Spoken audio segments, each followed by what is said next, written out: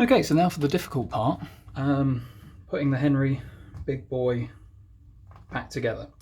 There is a few sticking points that you'll want to watch out for, and I'll go through them in depth when we get to each part, but the main things to look out for is the depth of the grub screw that holds the magazine tube housing in place, reinserting the trigger plate and hammer assembly as one piece back into the receiver, and when you are reinserting the small pin that goes into the magazine housing retention loop, there is the possibility of knocking the housing out of line, and if the housing is out of line, you will then have trouble replacing the screw that goes through the barrel band, because it feeds through a cutout in the barrel itself, and if those pieces aren't aligned properly, then you'll have all sorts of trouble getting them in. Whereas if you've got everything lined up nice and straight, it will just slot in with a bit of pressure. So if it's not just slotting in with a bit of pressure, don't force it. Take everything apart and just check that your magazine tube housing is running straight in line with the barrel. But with that all said, we'll just make some space and start putting ourselves back together again. So first thing, and don't forget this, before you reinsert the magazine housing, put your barrel band back on, because you won't be able to get it back on once you've done it unless you remove the front sight. So then you will see with your folded steel magazine housing, you've got a nice bullet shaped hole as a guide to tell you which exactly should be the bottom. So we'll just slide that through. It will make a horrible scraping noise, but it's not scraping up your lovely blue barrel, it's just the sound of folded steel scraping against the retention ring. Okay, so to help hold this in place, I am going to replace our tiny grub screw first.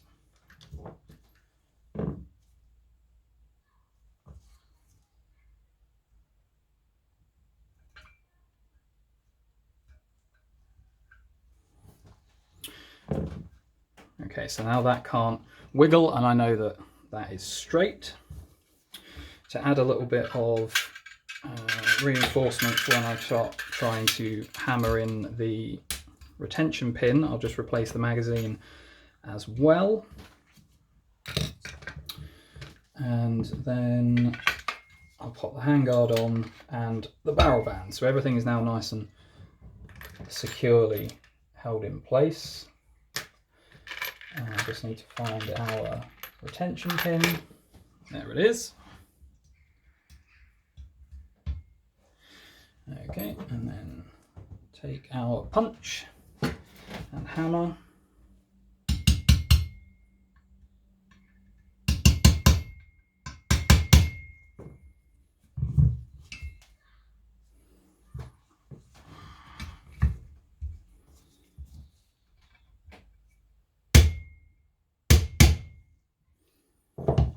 And it's at this stage where the big hammer might come in handy to get that last little knock in.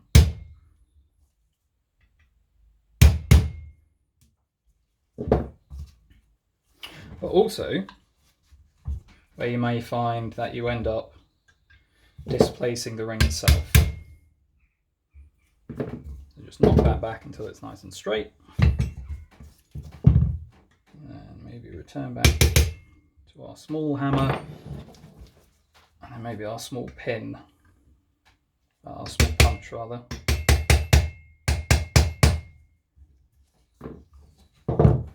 And again, that's slightly drifted, so this process may require a little bit of back and forth, so I'll move on because it is securely in place. But if you want to have that pin nice and flush, you may find that you've got some kind of back and forth work to do. It's not actually as flush as I would like. There we go, that's better. Okay, so then we come back to this grub screw. And the curious thing about this grub screw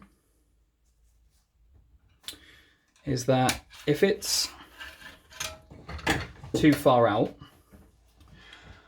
you will find that under recoil, particularly with a 44 Magnum version, under recoil, your magazine housing will start to walk its way out of the receiver.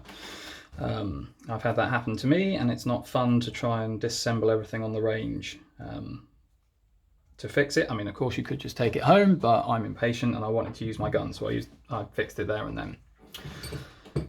To make sure that it's seated to the correct depth, what I've found is if it's too deep,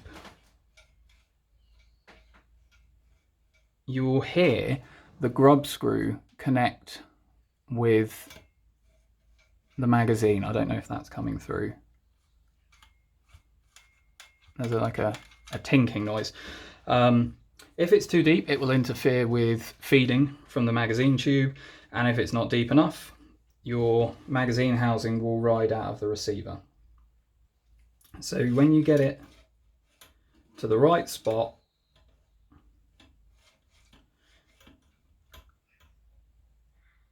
it shouldn't be touching your magazine tube.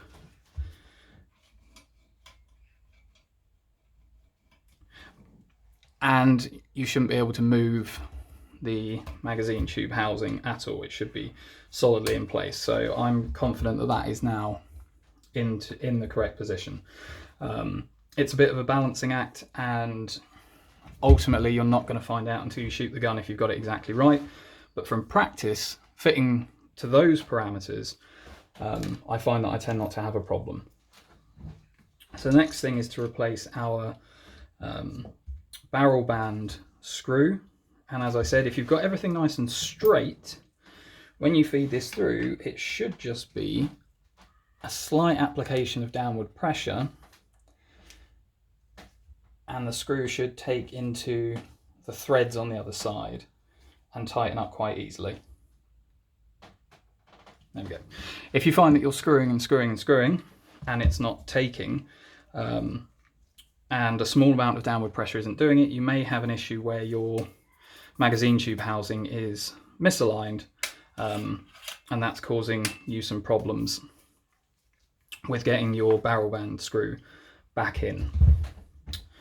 Okay, so now we come to the really difficult bit, almost. So put our bolt carrier back into the rifle and make sure that it is on this side of the receiver housing and it hasn't dropped into the bolt channel. Replace our locking block and make sure that it's springed. You'll see them, it's asymmetric, so it will only fit in one way. So the only thing to look for is that you've got that spring tension to make sure that you've got that in. You've got your bolt carrier in the correct way. So next is one of the really tricky bits. So we have our bolt carrier, our trigger plate assembly. Take the pin that's part of locking the underlever in place when the rifle's all back together, and put that back through the hole that's in front of the pin holding the trigger in place.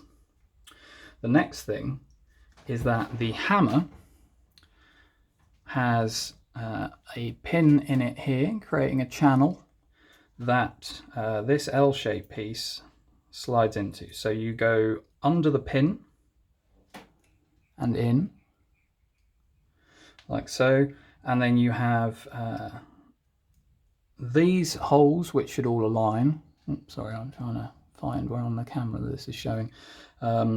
These holes should all align and be able to see clear through which means that you've got everything lined up correctly.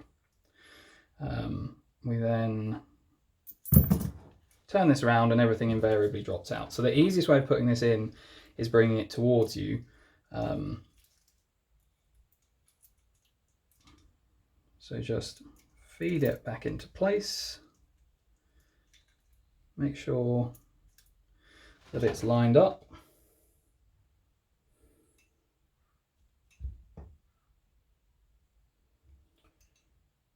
And then feed the hammer through the hammer hole in the top. And it should just all rock back into place. Now something has slipped somewhere. Oh no, there we go. So I didn't have the plate far enough forward. So I really hope that came out on camera, because this bit is really finicky. If it takes you a few attempts and it drives you crazy, you're not alone. It can be really difficult. It's taken me quite a few practices to get it to the point where I can get it to slot in. But basically, you're feeding it towards yourself. You're feeding the hammer first through this hole, and then tipping the trigger plate into the rifle and then down and flat. And what I found is that wouldn't quite push into place at first because I didn't have the plate far enough forward. So just make sure that plate's forward and your screw holes are aligned. So then I'm going to take the smallest screw from our set and put that back first, and that will help hold the trigger plate in place, which will support me moving the rifle around to get the other screws lined up. That little slip there is a good demonstration of why I recommend putting electric tape over the end of your flat screw or flat-headed screwdriver, particularly if you've got shaky hands like I have, because that can happen quite easily and then you've scratched your finish. Hopefully the lighting here isn't showing up all of the many times that I scratched my finish. Okay, so then putting our next screw in to finally lock up that trigger plate.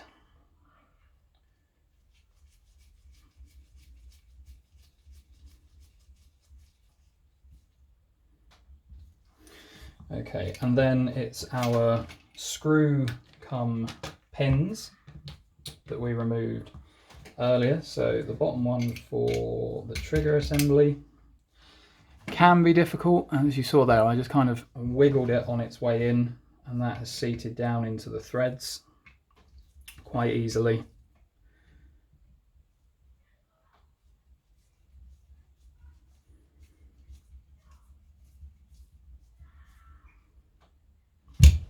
That's screwed in place. And then for the hammer assembly,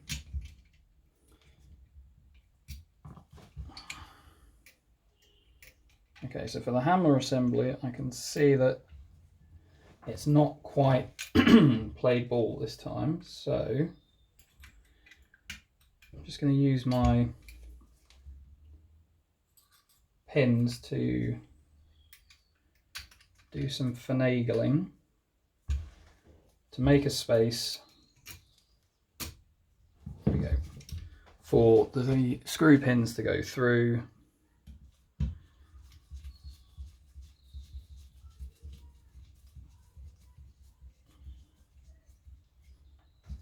And then that's screwed down into place. And you can see there that the hammer is now locking into place. And can be released using the same method of pushing down the little plunger and then dropping the trigger and riding the hammer forward.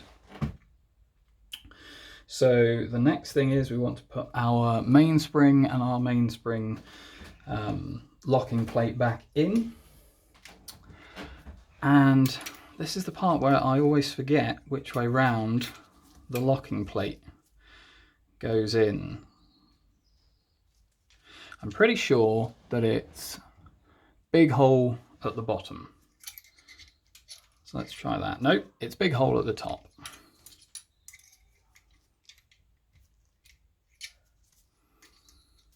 Or was I right the first time? God, nothing's ever easy, is it?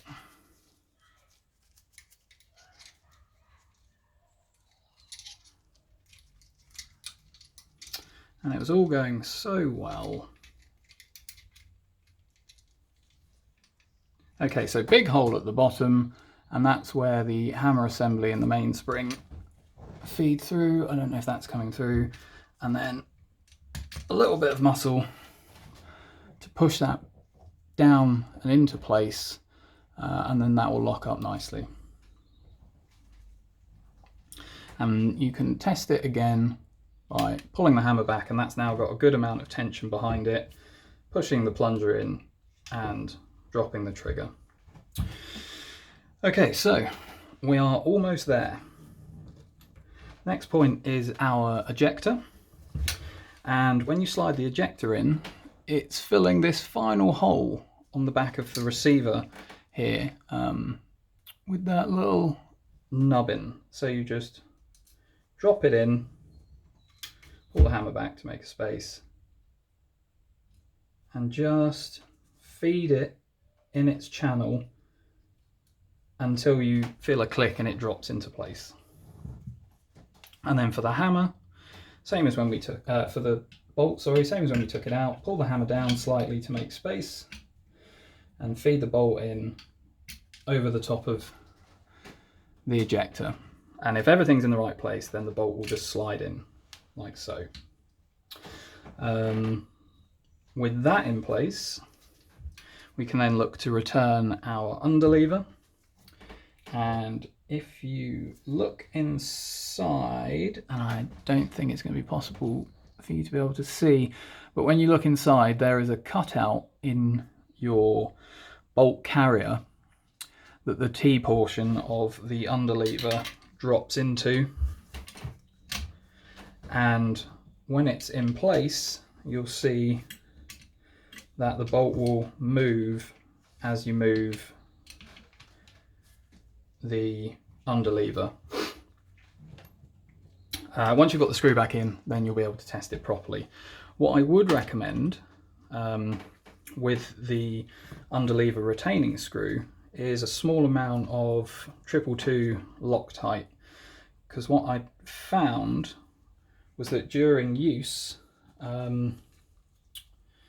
that screw, through the action of reciprocating the underlever, this screw would start to walk itself back out, which obviously isn't what you want for one of the main pressure bearing parts of your, or the main action parts of your firearm. So yeah, a little bit of 222 Loctite on there just helps hold that screw in place. And then when we run it,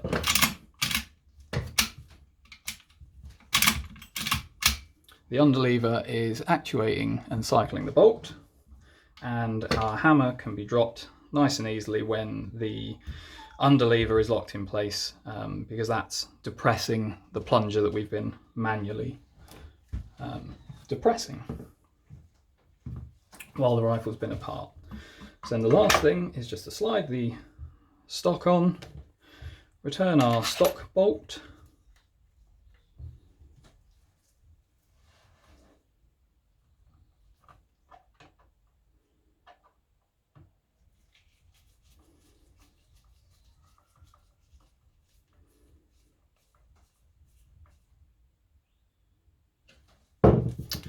there we go, and that